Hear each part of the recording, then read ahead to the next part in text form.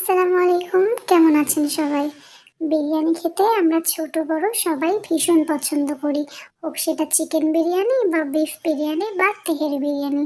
আর আজকে আমি আপনাদের করে দেখাবো চিকেন তেহেরি বিরিয়ানি। আর এই রেসিপিটা কিন্তু অনেক সুস্বাদু খেতে হয়। আমাদের ইন্ডিয়াতে খুব একটা না চললেও বাংলাদেশে কিন্তু তেহেরি বিরিয়ানির প্রচলন প্রচুর আছে। তো চলুন শুরু করছি আজকের রেসিপি। তো সবার প্রথমে আমি এখানে 800 গ্রাম মাংস নিয়েছি। যেহেতু আমি 1 কেজি চাল রান্না করব তার জন্য এখানে 800 গ্রাম মাংস নিয়েছিলাম। আর মাংসগুলোকে এইভাবে টুকরো করে নিয়েছিলাম। তো এরপর কড়াইয়ের মধ্যে তেল দিয়ে দিলাম 150 গ্রাম, আর তারপর দিয়ে দিলাম কিছু গোটা গরম মশলা, দারুচিনি, এলাচ, লবঙ্গ এবং দিলাম দুটো তেজপাতা। দেওয়ার পরে এগুলোকে হালকা একটু নাড়াচাড়া করে নেওয়ার পর এর মধ্যে দিয়ে দিচ্ছি কেটে রাখা দুটো মিডিয়াম সাইজের পেঁয়াজ। পেঁয়াজটাকে দেওয়ার পর হালকা একটু নাড়াচাড়া করে নিতে হবে। খুব বেশি লাল লাল করে ভাজার দরকার নেই বা বাদামি হওয়ার দরকার নেই, জাস্ট একটু নাড়াচাড়া করে নেওয়ার পর এর মধ্যে দিয়ে দিচ্ছি ধুয়ে পরিষ্কার করে রাখা মাংসগুলো। মাংসগুলোকে দেওয়ার পরে এটাকে কিন্তু একটু হালকাভাবে নাড়াচাড়া করে নিতে হবে। খুব বেশিক্ষণ নাড়াচাড়া করব না, কয়েক মিনিট কষাবো, 3 থেকে 4 মিনিট মতো। এবং 3 থেকে 4 মিনিট পর এটাকে আমি ঢাকনা দিয়ে রান্না করে নেব আরও 3-4 মিনিট মতো। 3-4 মিনিট পর ঢাকনা খুলে আবারও এটাকে একটু হালকাভাবে নাড়াচাড়া করে নেব। আসলে যত মাংসটাকে কষিয়ে রান্না করা হয় ততই তো খেতে ভালো লাগে, তার জন্যই চেষ্টা করা হয় যে বারবার ঢাকনা দিয়ে কষিয়ে কষিয়ে মাংস রান্না করা। তো এরপর এর মধ্যে দিয়ে দিলাম 1.5 চামচ মতো লবণ। যেহেতু এখানে আমি 800 গ্রাম মাংস নিয়েছিলাম তার জন্য 1.5 চামচ লবণ দিয়েছি। তো এরপর দিয়ে দিলাম 1/2 চামচ লঙ্কার গুঁড়ো এবং 1/2 চামচ জিরে আর ধনের গুঁড়ো, ওটা একসঙ্গে মিক্সড করা ছিল। এবারে সবগুলো মশলাকে ভালো করে মিশিয়ে নেব মাংসের সাথে। আর একটা কথা খেয়াল রাখবেন যে তেহেরি বিরিয়ানি রান্না করার সময় কিন্তু একদমই হলুদটা ব্যবহার করবেন না, তাহলে কিন্তু তেহেরি বিরিয়ানিটা দেখতে খুব একটা ভালো লাগে না। আসলে তেহেরিতে কখনোই হলুদ দেওয়া হয় না। এরপর দিয়ে দিলাম 2 চামচ আদা রসুন বাটা। আদা রসুন বাটাটা দেওয়ার পরে আবারও এটাকে একটু ভালো করে কষিয়ে নেব এবং ঢাকনা করে রান্না করে নেব আরও 3 থেকে 4 মিনিট মতো। 3 থেকে 4 মিনিট পর ঢাকনা খুলে এটাকে আবারও একটু ভালো করে এটাকে কষিয়ে নেব। আসলে মাংস যত ভালো করে কষাবেন ততই কিন্তু খেতে ভালো লাগবে। আসলে বেশিরভাগ তরকারির ক্ষেত্রে এটা হয়, তাও আবার তেহরি বিরিয়ানি। তো এরপর এখানে দিয়ে দিচ্ছি 3 চামচ টক দই। আমি এখানে 3 চামচ টক দইকে আগে থেকে ফেটিয়ে রেখেছিলাম। এবং এই টক দইটা দেওয়ার পরে এটাকে আবারও ভালো করে মিশিয়ে নেব এবং ভালো করে কষিয়ে রান্না করে নেব।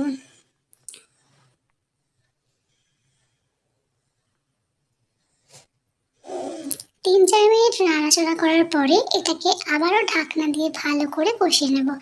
এরপরে কিন্তু দেখতেই পাচ্ছেন যে কতটা জল ছেড়েছে মাংস থেকে। আমি কিন্তু এখনো পর্যন্ত কোনো জলই অ্যাড করিনি। তো এখানে আমি দিলাম 1 চামচ মতো একটা মশলা। আপনারা চাইলে সানরাইজের যে বিরিয়ানির মশলাটা পাওয়া যায় সেটাও ব্যবহার করতে পারেন।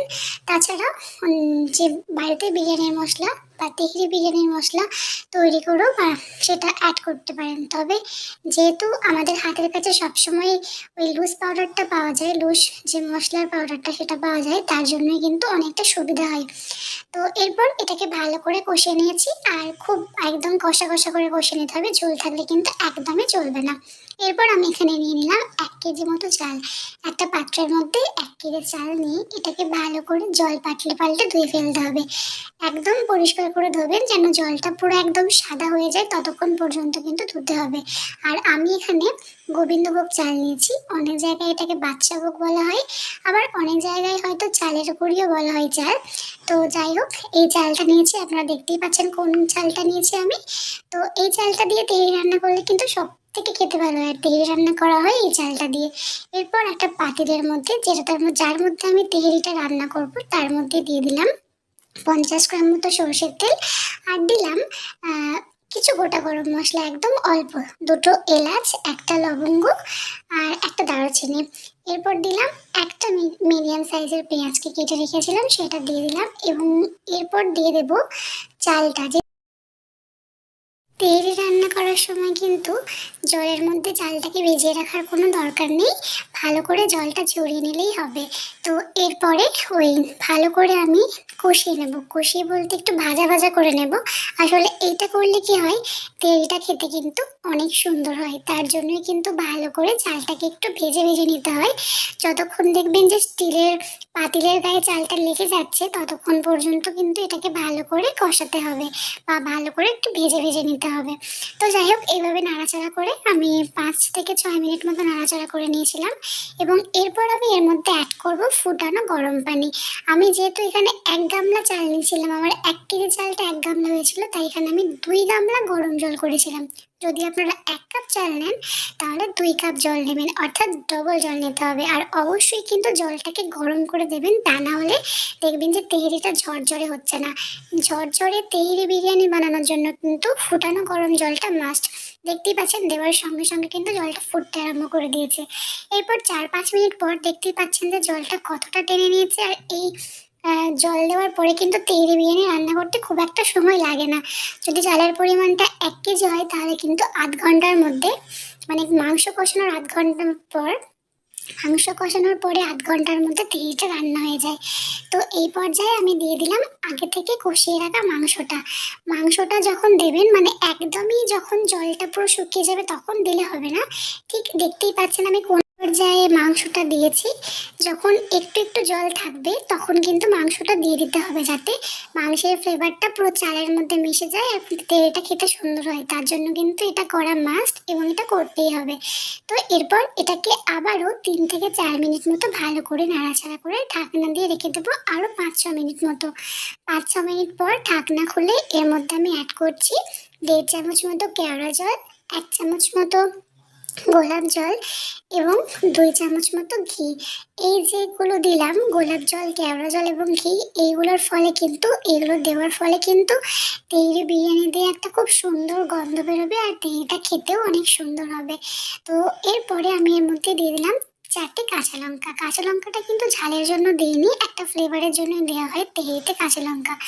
তো এরপরেই ঢাকনা খুলে আমি ২-৩ বার নাড়াচাড়া করে নিয়েছিলাম। তো এখন কিন্তু গ্যাসের ফ্লেমটা অবশ্যই একদম লোতে রেখে দেবেন। বন্ধ করলে চলবে না, তা নাহলে কিন্তু জলটা পুরোটা টানবে না। তো দেখতেই পাচ্ছেন চালটা একদম ঝরঝরে হয়েছে। আর এখনও কিন্তু আমার গ্যাসের ফ্লেমটা লো ফ্লেমে আছে। দেখতেই পাচ্ছেন যখন আমি নাড়াচাড়া করছি তখন ভাপ হচ্ছে।